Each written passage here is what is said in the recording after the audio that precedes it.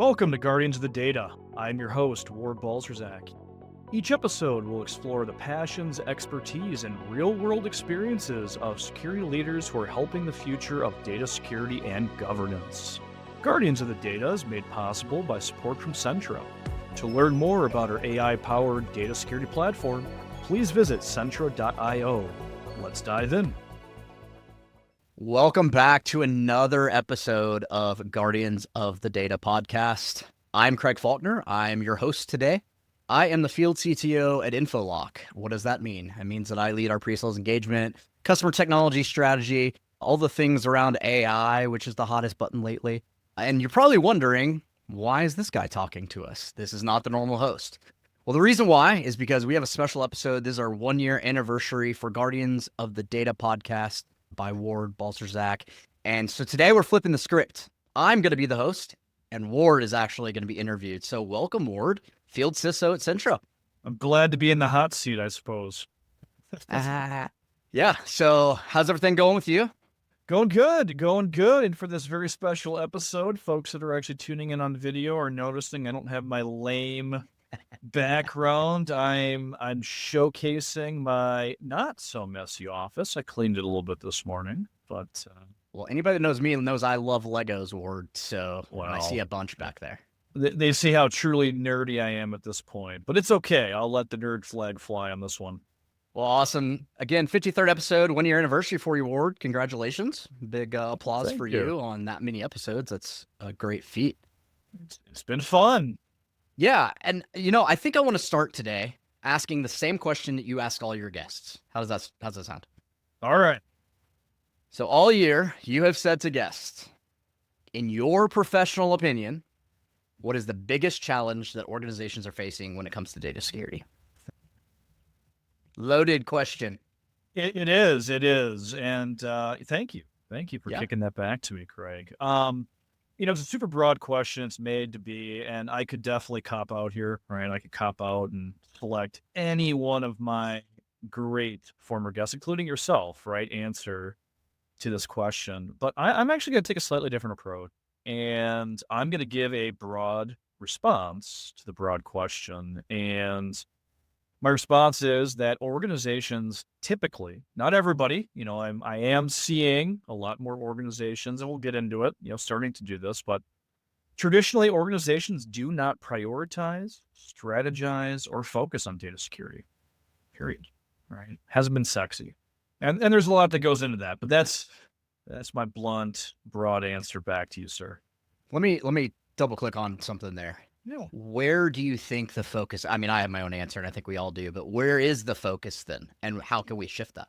Quite honestly, my answer could probably be copied and pasted across other security initiatives, or really any initiative, right? Whole IT into it, whatever. And it's a bummer. So there's a couple of things I think that happen. A lot of folks fall into these traps. So I think first and foremost, knee-jerk reaction, right? This thing happens, or is happening, or is new, and I'm going to do a reaction to it.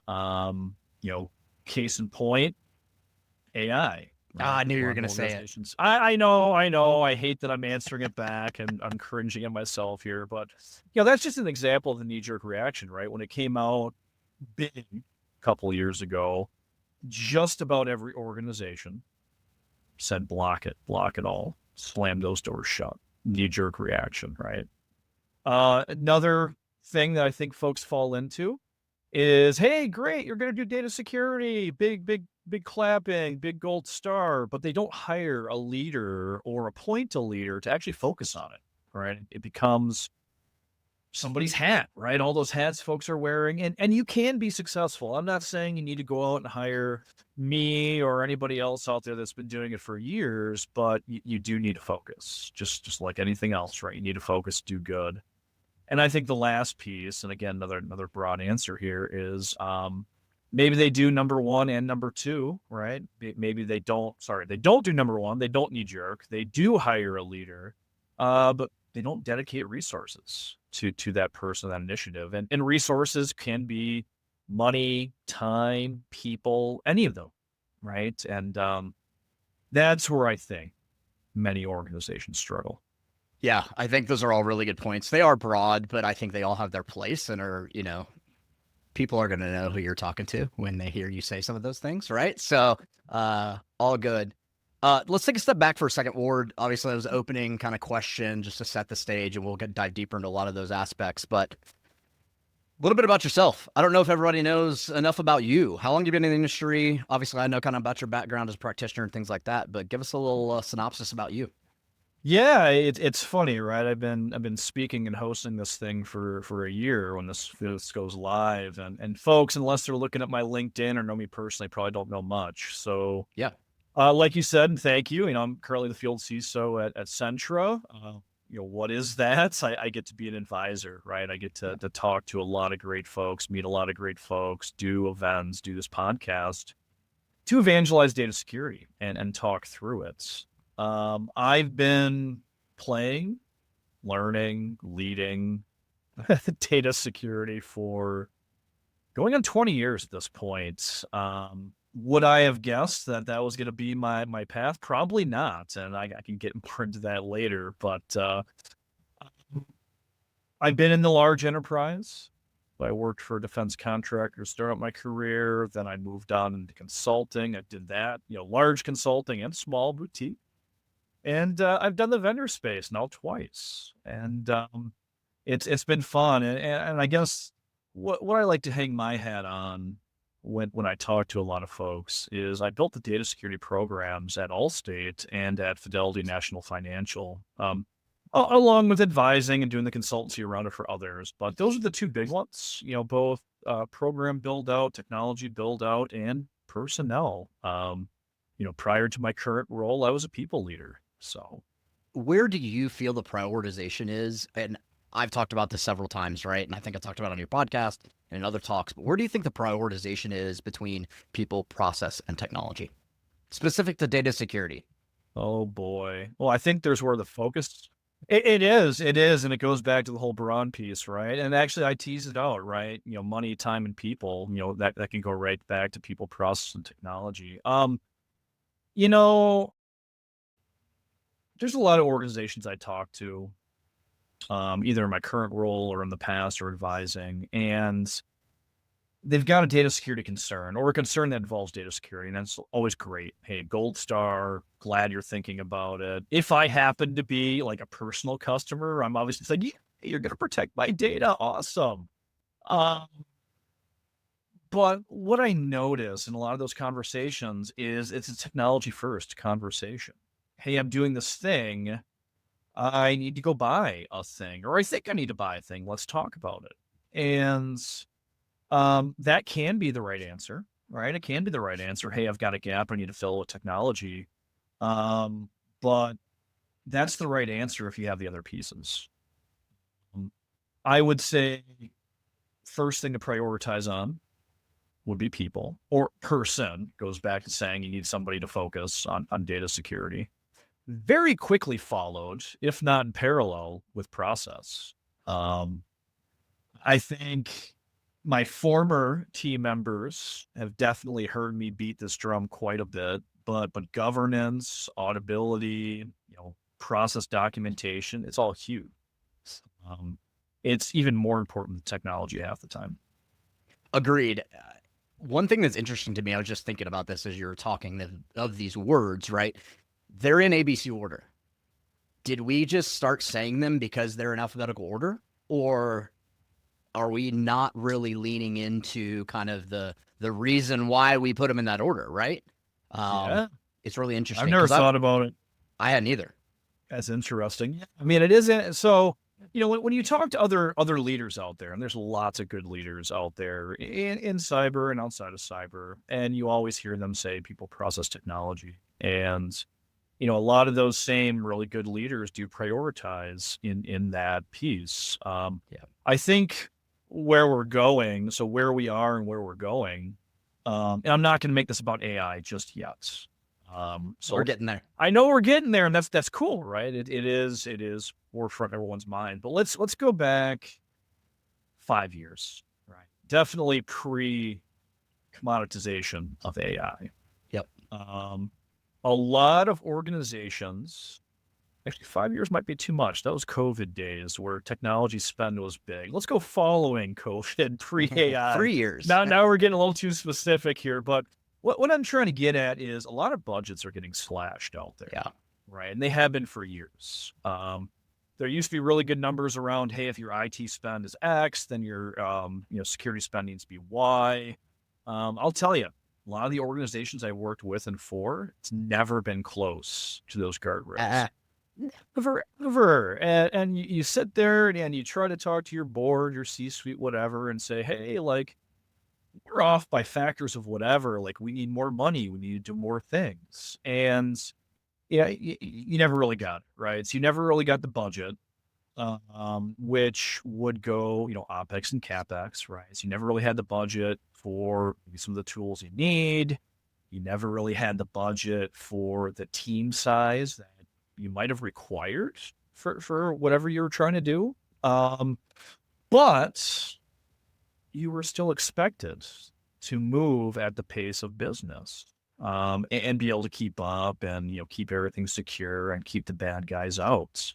It hasn't changed, right? That aspect has not changed. I think it goes back to the people, process, technology. I think, again, we've ignored the people piece, right? We've seen, team sizes stay relatively stagnant or go down through attrition, right? Going down through attrition has been a real strategy for many organizations. A strategy. It has, right? It has. I mean, I've heard it in some cases, unfortunately, directly from HR in meetings, like, hey, we're going to reduce headcount through attrition. It's like, well, hold on. Interesting choice of words. Yeah, let's talk about what that means. And obviously, I mean, just for the listeners, like talking through that, like that can be an okay strategy if it's let's get rid of the folks not pulling their weights, right? But what I've seen firsthand is you're losing the good folks through that because you're giving them more work. They're picking up the slack from others and they're saying, the heck with this. I'm going to go over there, get a big bundle of cash as a sign-on or additional money, and I'm going to have a better standard of living. Fortunately, the through attrition means you're keeping some of that poorer talent at that point. Grass isn't always greener on the other side, though, unfortunately. Well, right. And you've seen it, I've seen it, right? That happens quite a bit. But anyways, going back to it, it's people have not dedicated the time and energy into the right things with regard to data security. Is really the bottom line. Yeah.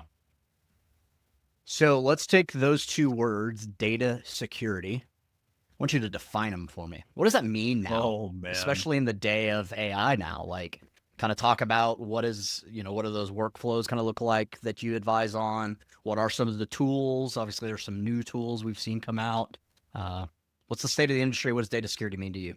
Well, all right. I mean, you're going to put me on a soapbox here, which I guess is great. I'm the guest. I can be on the soapbox now, finally. I mean, data security, bluntly, is securing data, right? That's the cop-out answer. But one of my unpopular opinions, to steal Joshua Copeland, hope you're listening, my friends. He does the unpopular opinion quite a bit. One of my unpopular opinions in cybersecurity is unless you're in, can be defense, like the military, or you're in OT, or you're in energy, like your intellectual property is data, period. So what are you truly doing with all of your controls? You're securing data. And I think there's probably going to be people that get out the pitchforks and torches and say, "Boo you, Ward!" Right? Because they don't like data security. It's been kind of ostracized for years up until recently.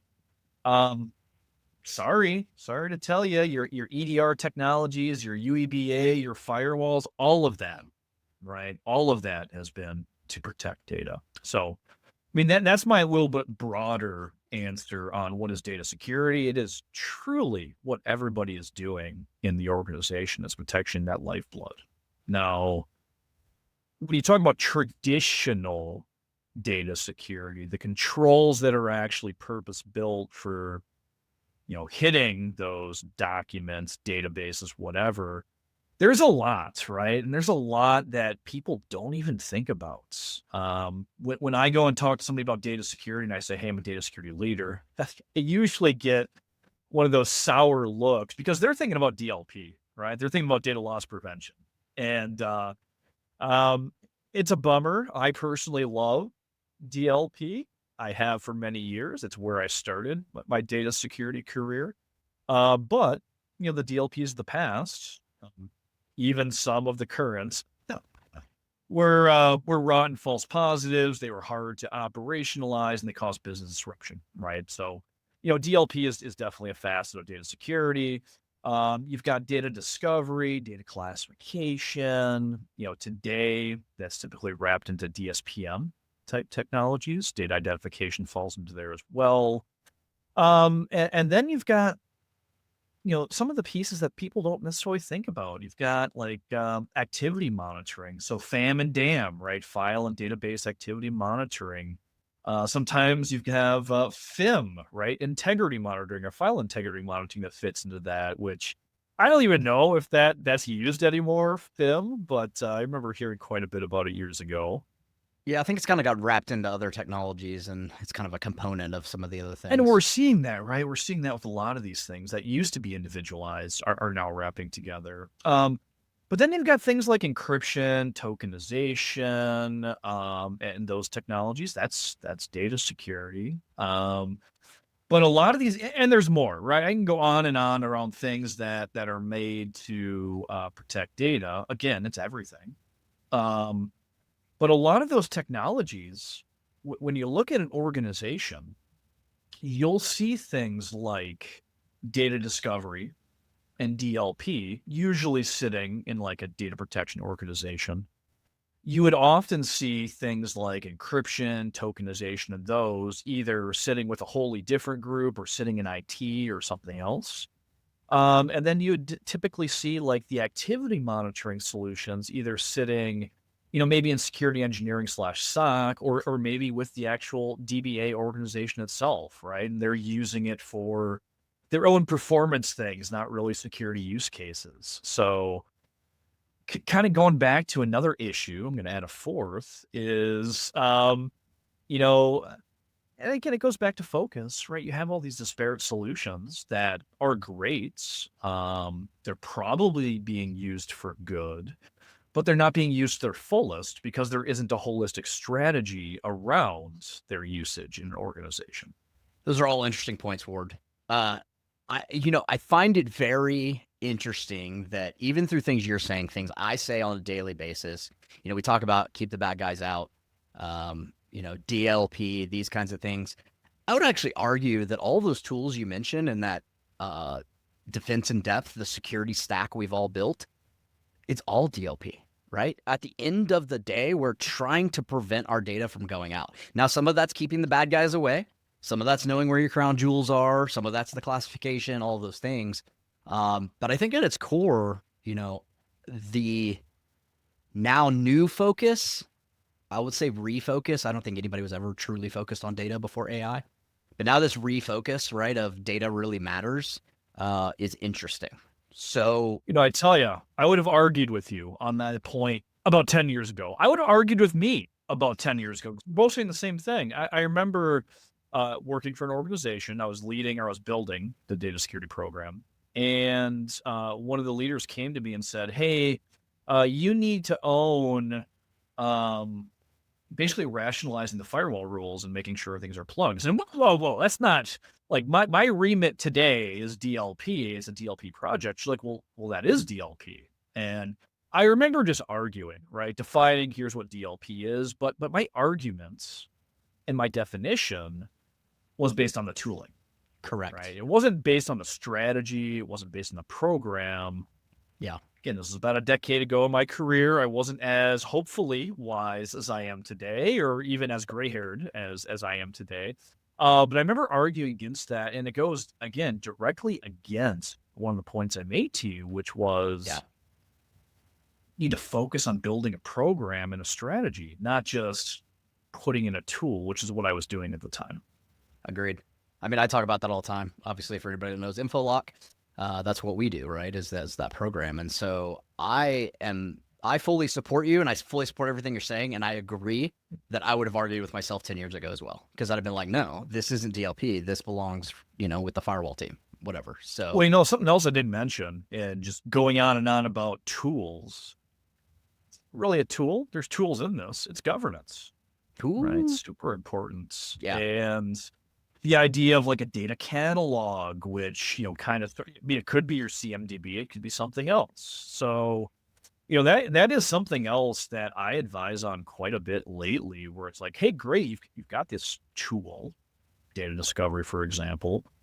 What the heck are you actually going to do with it? So you're going to get findings, or are you going to pump that somewhere, or are you going to look at it and say, hey, there's a pretty report. What are you going to do? yeah, And what I try to tell people is like, hey, if you've got a CMDB that you're putting data elements in, you know, maybe risk scoring for your assets, fantastic. Use that data discovery data either to trust but verify or populate it or both.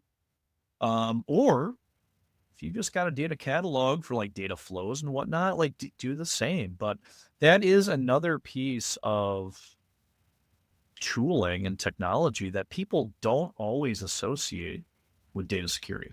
I agree. I think we've gone a little bit, I'll say tactical. I want to switch to a little bit more strategic. Does that work? Absolutely. All right. So as an advisor, and I'm one as well in my role, boards and executive teams, how should they start measuring business risk relative to AI initiatives? Oh my goodness. I got some tough ones for you today. Yeah, this is a tough one. This is a tough one. And you know, this is something I think no matter what conference you go to these days, big or small, there is likely a talk that is touching on this topic, right? Which is not only boards and measurement, but also just what the heck are we going to do with AI? And that's where I'm going to start my answer back to you. There's a lot of organizations. It could be because they think it's a good idea. It could be because they're getting pressure from their users, board, whatever, stakeholders or shareholders, I should say, that we need to use AI. We need to adopt AI. And that's great. That's noble. I think that's the right move for many organizations. But they don't bother, again, going back to knee jerk, they don't bother sitting down and saying, okay, how the heck are we actually going to use it? All right. What are our use cases? Are we just getting it to be an admin assistant, right? And take notes and assign out tasks and all that? It's a great use case, right? But that is pretty much already baked into a lot of things like Zoom and whatnot. Like you just turn it on, here you go, right? You got it. But people don't bother to really go into the trenches and say, hey, like we're thinking about some AI initiatives outside of crafting emails, content, whatever. What are you going to do? How can it make your life easier? And I say that as the basis of my answer because I think when it goes back to measuring actual value, not getting to risks yet, but value, it needs to be what the heck are we going to do about it? What are we trying to accomplish? And then building KPIs and other measurements around like, did that actually come to fruition? Did our idea of automating these things make it faster, make it cheaper, make it better? And, you know, the aside to that is I think a lot of folks are finding the whole cheaper piece is not always the case, right? We're seeing a lot of organizations that went completely both feet into the deep end on AI saying, holy cow, is this an expensive venture that we didn't think about? So that's the measuring value. I think measuring value, well, right. And I equate it back to cloud adoption early on too. When cloud first came out, the first organizations that went in just did a lift and shift for the most part, right? Let's take this thing in the data center, let's put it in the cloud, let's call it a day. And they started getting those bills and they said, holy crap, right? Because they didn't do a transformation. They called it a transformation, but it was a lift and shift. So, and in my forecast, it won't be as bad as cloud, but I think AI is going to happen the same thing. So with cloud, people went all in. They said, oh, wait a minute. So they brought things back on. Then they like transformed and started going back in. And that maybe happened once or twice for many organizations. I saw it firsthand twice. I think some people do with AI, right? They went all in. They're going to say, oh, wait a minute, let's pull that back. Let's have people do that stuff. And then they're going to like either learn the first time and tiptoe, or they're going to make the same mistake, right, and have to do it again. Insanity. Sanity, right? Insanity in that case. Well, it was, yeah, I mean, that's the definition of insanity, right? Yeah, Doing exactly. the same thing over and over, expecting different results. Yeah, I mean, I guess if your AI is hallucinating, you might get different results, right? We're not going to go down that path today, Ward. That's a different podcast, brother. Agreed. But risk, again, I think it has to start with the use case, right? How and why are we going to use this? That informs what data you're going to give it access to, who you're going to give it, what you're going to do with it, which is going to inform the risk, right? Are we going to be doing modeling of this new thing, right? This new thing we're producing. I'm trying to stay away from delicate subjects as I'm answering this. Again, what are we truly going to do about it, right? Is it going to be like low risk? We're just using it to, check for bugs in software, maybe, and stuff like that. Okay, cool.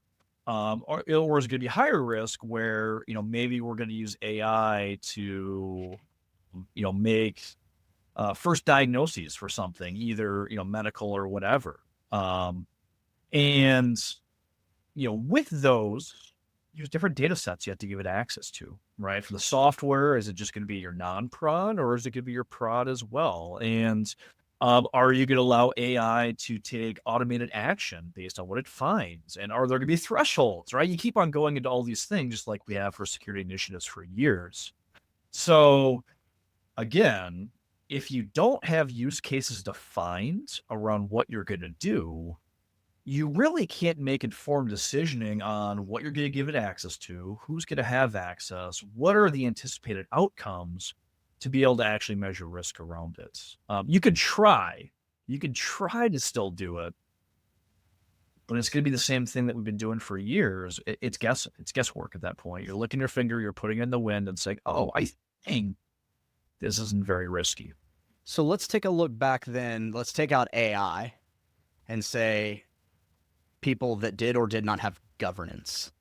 Do you think that you can have successful AI governance if you don't have data governance without the AI, first and foremost? I think they're tied directly together, right? Yeah, I think they are as well. I think it's a Venn diagram, right? I think it's a Venn diagram where there's circular overlap for sure. So when I think about AI governance, for me, being very self-centered, a big part of that circle is data governance. Yeah. And it's not just data security, but it's data as well. It's going to include things like data accuracy, data hygiene, all of those other things that are not data security, but very, very data focused, because that's typically what AI is. Deletion, right? Data rot, age. We forgot about that one. Oh, yes, you are correct. We did forget about data deletion. That's a big one. But then you've got things that are just like, hey, what's the AI model you're using? What vulnerabilities might it have? Where did it come from? Like, again, your typical governance-y type of things. I think I just created a word on that, governance-y. Governance-y. Governance-y, right. And then there's obviously data governance and data security governance. Again, Venn diagrams, you probably have 3 circles now on this. And that's going to include like everything else, essentially, because not every organization is going to be, never, I don't think, 100% AI driven. You are going to have other things that's likely processing data and using data and creating data. Yeah, well, and me and you have talked about this several times. I don't believe that AI will ever get to that point, because I think there always needs to be human in the loop. The second that we just give our controls away, we're already, somebody's going to come at me with a pitchfork now. We're already bad enough at our controls, right?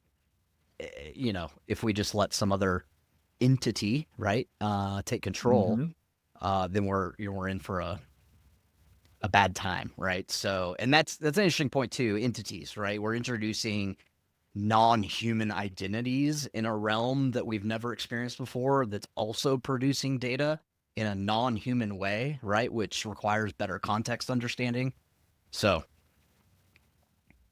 yeah, I mean, we didn't even get there, but like identity and access management. So in my opinion, the 2 groups that have always been kind of ostracized in security, because they weren't sexy, right? They weren't easy. They weren't sexy. They weren't always prioritized for funding people, any of that, was identity and access management and data security. Guess what? in my opinion, those are the two biggest things right now with regard to AI adoption in the enterprise. Like if your identity structure is bad and your data security is bad, you're probably gonna have a bad time with actual secure adoption of AI. So how do you see people balancing that, right? Like I think there's a delicate balance between the needs of data security and all of the other things that come along with that, Yeah. as well as AI innovation. So how do you balance AI innovation with the needs of data security? Yeah, it's so I would say it's not necessarily a new question, new problem, because we've always should be balancing, good security, good things with the needs and the velocity of business, right? Because unless you're truly a security company, you're not getting your paycheck if the business can't do what it needs to do, right? You're getting paid, you're probably getting fired, right? You're sitting on unemployment line if you're holding folks up. At least if you're holding them up too much, there can be a healthy amount of breaks applied for certain things, but everything needs to be fit for purpose. Now, again, if you talked to me 10 years ago, I would have said, no, you need to go buy the most expensive, McLaren of every product. You need to put those in.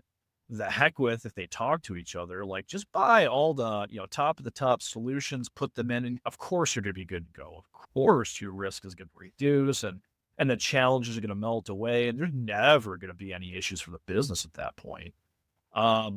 However, being more seasoned and wiser now and seeing the bad part of those decisions, not just my own, but others, I now realize everything has to be fit for purpose, and it all goes back to use cases. So not only use cases of, in this case, AI and AI adoption, right? Again, what the heck are we going to be using? How do we need to control it?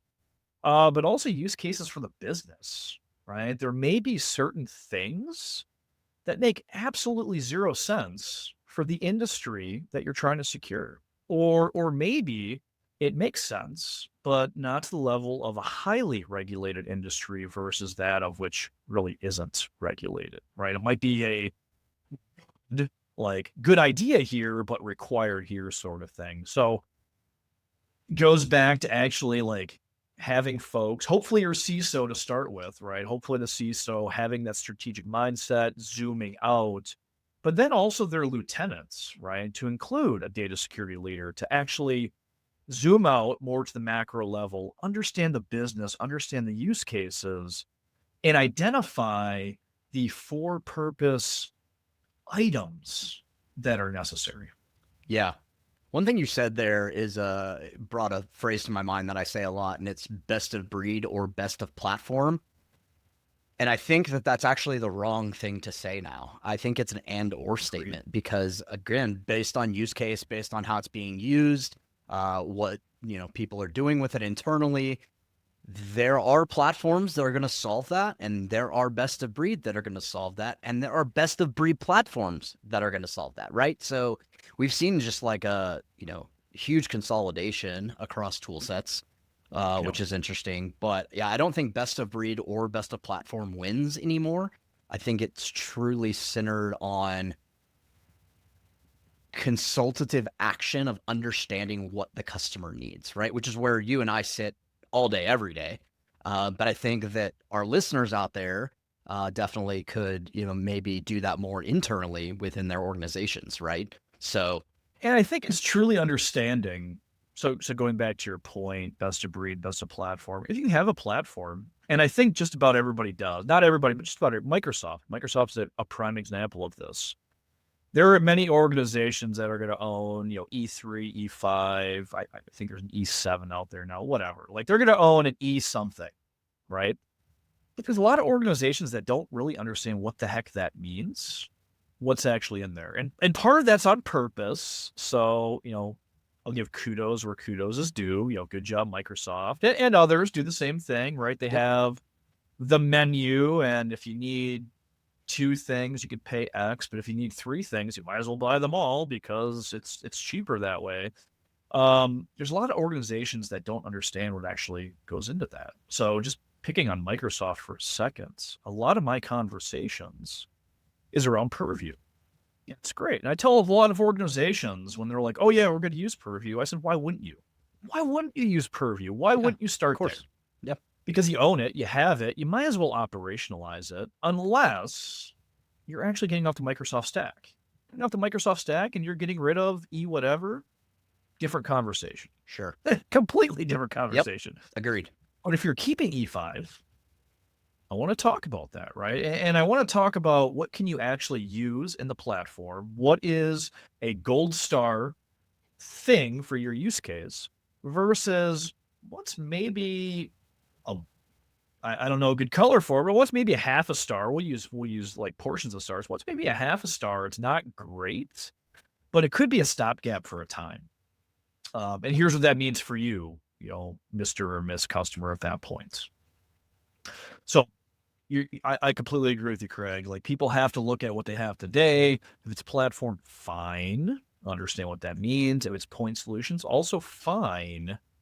But also realize these platform players, at least today, they have full stars, full gold stars on one or more of their components. But inevitably, some of the components are going to be half stars or less because you can't be good at everything. Oh yeah, agreed. Unless you're me and Ward, and we're good at everything. Absolutely. So. Then it's it's actually 5 stars across the board for everything at that point. So I know we're kind of coming to the end of the show here. I've got one question for you, and then I've got one to end it that I think is going to take a few minutes. So I want to make sure we leave time for it. So my next question is still around AI. I'm just curious because I'm starting to scrape this conversation with people. We mentioned it a little bit earlier. What are you advising on? What kind of discussions are you having around agentic AI right now? Yeah, I mean I would say a lot of my advisory is actually still the same. From a foundational perspective, because again, it's what are your use cases? What are you trying to do? I think, and I'm not really answering your question in my response here. I'm going to generalize it to all AI usage. There is a real problem that organizations are trying to fix. And I hate using the phrase, I'm going to call it shadow AI. Put it on a t-shirt. I know, and it probably is. There's probably is out there, right? You probably have it. But I mean, shadow AI, yeah, it's no different than shadow IT or shadow data, shadow anything, right? Yep. Typical industry is calling shadow everything. But it's a real problem that organizations are grappling with. So more at the macro level, like just about everything is now including some form of AI. What that actually means, you have to dig into. There are, full questionnaires now that organizations are using specific to AI, which is great, right? Understand like what are you truly doing, how are you doing it, how are you using our data, are you using our data, all that stuff. But to get to more specific to your question around agentic, there's still a big governance piece, right? Like, are you controlling your identities and identities well? Do you have an understanding of all your non-human identities? Do you have a way to detect, monitor, what have you, with any agentic agents or workflows that are coming into the organization? And do you have maybe a toll gate process to actually bring those in? Right. My personal opinion on that is bringing in agentic AI agents, agentic AI solution is no different than bringing in any other solution, and it should go through a full architectural and security review. Or a subset, maybe not a full, right? If you're not actually deploying infrastructure or whatever, but it needs to go through that to actually identify what the heck is it trying to do, how is it trying to do it, and what guardrails need to be put around.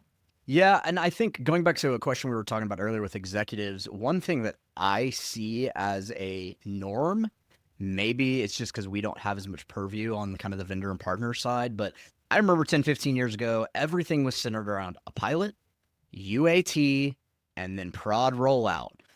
I just feel like those kinds of steps don't happen anymore, Ward. We're showing our age with that, man. I mean, same, right? As I would build project plans, and those are the exact phases, right? Hey, it's going to be, X weeks here, X weeks here, and you're probably also, to take it a step further, you're probably going to build a UAT, maybe an acceptance environment. Maybe you're also going to have a dev environment on top of it. And finally, you're going to have prod, right? You're going to have 3 or 4 environments before it gets there. I still see it out there from a more like enterprise system environment, like an ERP system or whatever. But you make a really good point with that, sir. Like I don't see a lot of customers or organizations necessarily doing the same with their security stack, for example. I think we should do it with AI agents specifically, right? Treat them as humans, Absolutely. onboard them the same way through the same processes, all that. So Yeah. I mean, I remember at my last job when I was building, when I was owning data security building, and I was talking to vendors, and some were SaaS vendors. I said, "Hey, congratulations, you're going to give me a UAT SaaS tenant." And I always get weird looks. Like, no, I'm not gonna play in prod. Period. Like, call me old school, call me old fashioned. Like, if you want to charge me a nominal rate, because I get it, there's resources being used, fine. But understand this is not prod. And the vendors would eventually give that to me. Here's 5 licenses for this thing. Here's your tenant. But 100% agree with you. If we do it for our ERP systems, if we do it for our security stack, building fire range and stuff like that, we should absolutely do it for AI technologies, agentic or not, because it's just an extension of all of those other things that we just mentioned. yeah, and I think we were ahead of the game. You mentioned UEBA earlier. It was called UBA at one point because entity wasn't in there, and I think we were kind of foreshadowing on ourselves and didn't even realize we were doing it. But I think IAM, identity and access management, is gonna evolve, right? Whether it be IEAM or EAM, right? Just entity access management, because non-human identities and human identities are doing some of the same stuff now, right? So, yeah, I agree with you. There will definitely be an evolution there. And I guess what I would say on that front, and that's another area that I'm seeing explode. I've got a lot of friends in the industry that either were, longtime IAM folks or have made the transition, recently. And they're busier than busy, right? They're deploying new solutions, or they're doing finally some of those hygiene pieces that they're like, again, oh crap, now we've got AI that's exposing these bad habits. Put it back in the bottle. Yeah. Close that box. Close Where's the lid? Where's the lid? Lid's gone, right? Lid is completely blown away. All right, Ward, we're coming to the end here. Our listeners hopefully have gotten a lot of good information today, but I want to ask you a visionary question to round this out. All right? All right, here we go. So we're in 2026, halfway through it. So next 3 to 5 years. So let's say we can even go up to like 2035 if you want to.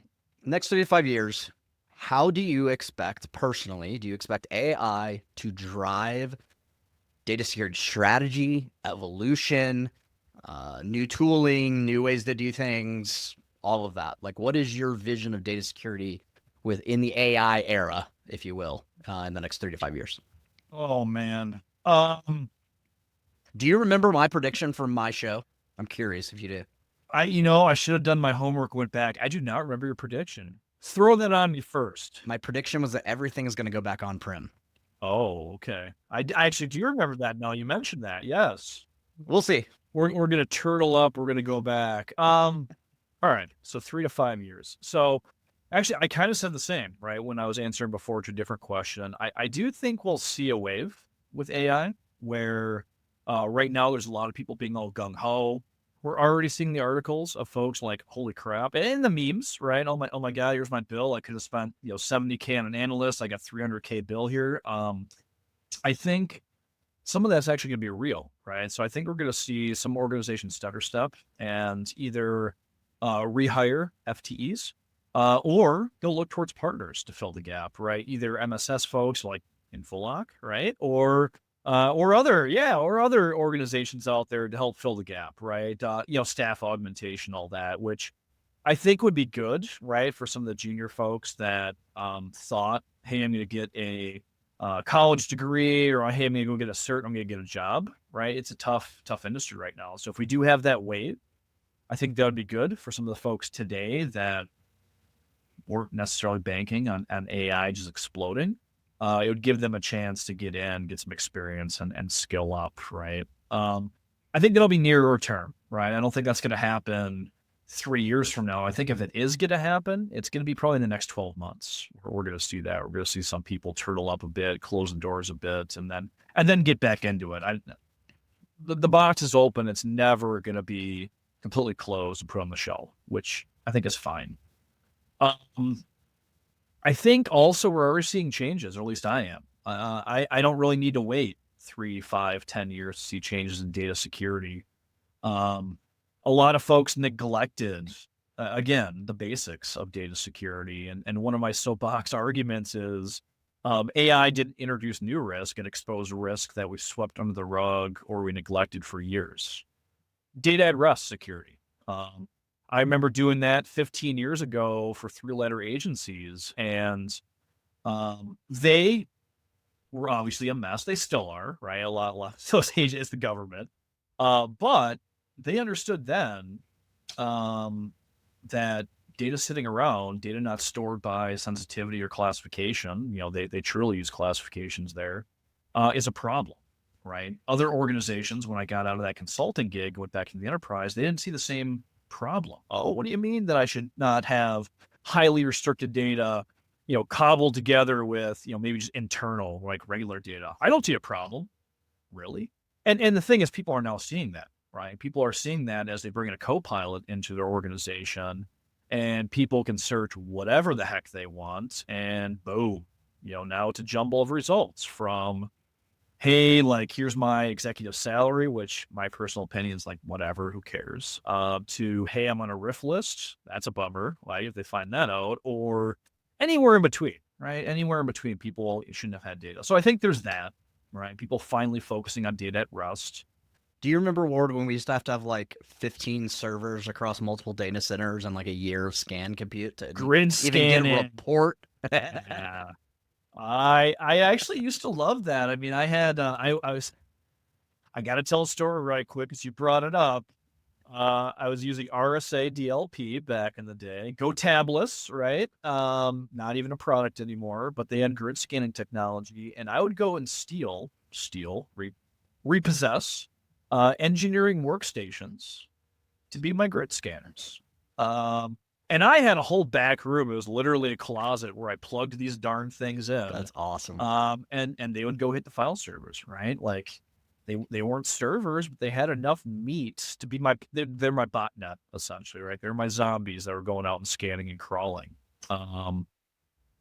So yeah, that's data at rest. I think, again, riding the wave of AI, specifically to security, I think a lot of frontline positions aren't going to be frontline positions anymore, right?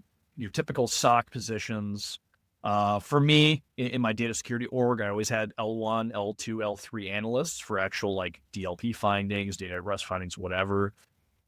I think L1s are going to go away. I think they should go away, truth be told, right? Because your typical L1 is doing information gathering, enriching a case. When SOAR technologies came out, that was kind of the start of the answer to upskill or replace some of that menial work. Never really fully got there. I do think AI, in some cases, has already replaced some of that work. There are some, really great vendors out there that are innovating in that space, specifically around DLP. I'm really excited to be seeing that. But I think we're going to see more of that. And I'm not saying that to be a doomsayer for any of my listeners that are currently in an L1 capability. I think it's a great opportunity for you to skill up, right? Skill up, start skilling up now, and become that L2, become that L3. Because I think there's always, like you do, Kraig, there's always going to be a human in the loop, or need to be a human for those things. Yeah, I was going to challenge our listeners with you saying that doesn't mean let people go. That means level them up, right? Like make them better, get them to do tasks that we need human brains to apply knowledge to. It doesn't mean a trit or riff. It means level up, right? So I challenge our listeners to level your people up. Or put them on those initiatives that you ignored. You didn't have time for. Okay, have AI do things that you had them, and then have them go do those side projects. I think I have a few other thoughts, but I think the last thought I'll leave it on. It kind of goes back to the UBA UEBA use case, right? That solution, that space. That sorry, I've got friends in the space. I do love some of the technologies out there, but it never really lived up, right? And it's probably gotten better. It's been a bit since I've looked at it, but I think the behavioral analysis, just taking the rest of it out of there, behavioral analysis, creating a baseline, understanding the business, understanding or starting to understand intent, paired back to identity, paired back to, baseline across peer group. I think AI is going to disrupt that. It probably is starting to do it. I think it's great. I think it needs to happen because the UEBAs of the old, you'd buy it and they'd literally tell you, hey, it's going to take, 12 to 18 months to get value. Yeah. To baseline, to get value. Who the heck has time for that? Yeah. Agreed. And those were expensive solutions, right? Hundreds of thousands of dollars. Yeah. I think that's another solution that's kind of gotten enveloped into other places, right? You see a lot of that in the SOC and the SOC technologies, right? We're seeing a huge splash with agentic in the SOC now too. So, yeah, I think we opened a lot of can of worms today. I don't know that we kept any of the worms in, but I mean, that's kind of what advising is about, right? You're supposed to showcase some of the concerns and problems. And that's where the conversation starts, right? That's where you start to have the real conversations around, hey, does any of this resonate with you? Oh, it does. Okay, cool. Let's whiteboard it. Let's figure out how to solve for it. So agreed. We opened cans of worms. I hope for the listeners, some of those things, right, resonated. And that's where you need to actually, going back to my answer, right? Prioritize, strategize, and focus. Write those things down and do something with that. Don't just write it down. Have a notebook, right? Write it down and then close the notebook, put it on a shelf. Don't do that. That's a problem. Agreed. Powerful words to end us out there, Ward. Well, I just want to say thank you, Ward, for joining me today on your podcast. It was a pleasure to host. Huge thank you to the audience. We absolutely enjoyed recording this episode again. Hopefully you learned something from either myself or Ward, or at least made you think a little bit about what you're doing in data security. Also, encourage you to subscribe to Ward's podcast. Tell the people in your network to follow, to listen. I know I sent it out to my family and a bunch of colleagues when I was on my first time, so I'll be doing that again this time. And this has been another exciting episode of Guardians of the Data podcast featuring Ward Balcerzak. See you next time. Thanks, everyone. That's a wrap on another episode of Guardians of the Data. Thanks for tuning in. For show notes and more, visit guardiansofthedata.show. Guardians of the Data is made possible by support from Centra. To see how we help organizations discover and classify all of their data accurately and automatically while quickly achieving petabyte-scale data protection without the fuss, please visit Centra.io. Catch you next time.